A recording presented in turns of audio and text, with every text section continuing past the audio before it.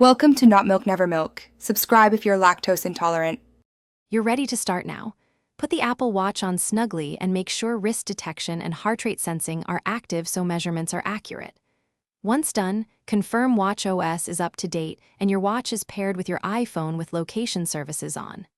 Next, open the workout app, choose Outdoor Run, pick a distance, time, or calorie goal, or leave it open, and tap Start. Starting immediately captures GPS and heart rate baseline, so your run metrics track correctly. During the run, configure what you need. Enable auto pause to stop the clock at signals, and toggle power saving for long runs to preserve battery. Make sure cadence and pace are visible.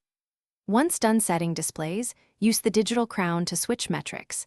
Add lap or splits to monitor interval performance.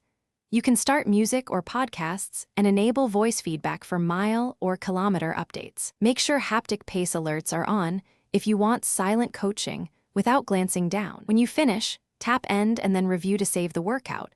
The watch uploads automatically to the fitness app for deeper analysis. Once synced to your iPhone, inspect splits, heart rate zones, elevation, and the route map to learn where you gained or lost pace.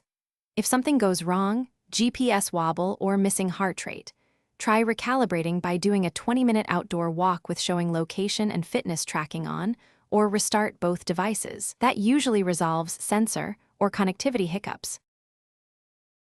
Thanks for watching. If this was helpful, leave a like and consider subscribing. See you next time.